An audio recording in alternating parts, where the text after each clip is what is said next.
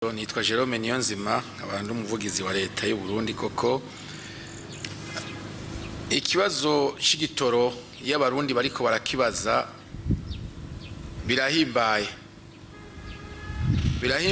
kubera iki kubera bikwereka urugero abarundi baba bitayeho igihugu cabo.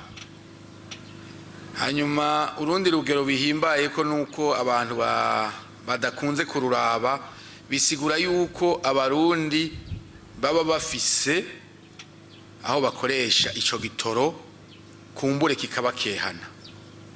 Aho rero nagomba abantu nibace babifata nkuko umwanya wose umenga ni ngorane kuba twipfuza igitoro kubera ko ivyo tugikoreshamwo Imana iba yabiduhaye.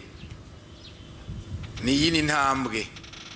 yini ntambwe novuga mbere wa wundi yavuze ati iyo uri kurarizwa n'ibirato ugahindukiza iyo urizwa no kubura ibirato ugahindukiza amaso inyuma ugacubona ubutagira ibirenge uca wumva wewe wohora.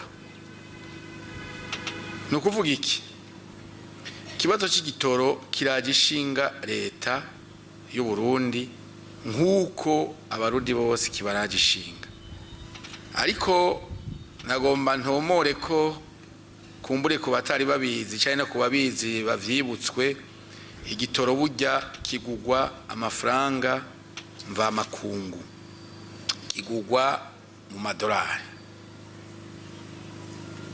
Aha muca mwumva yuko hari igikorwa gikomeye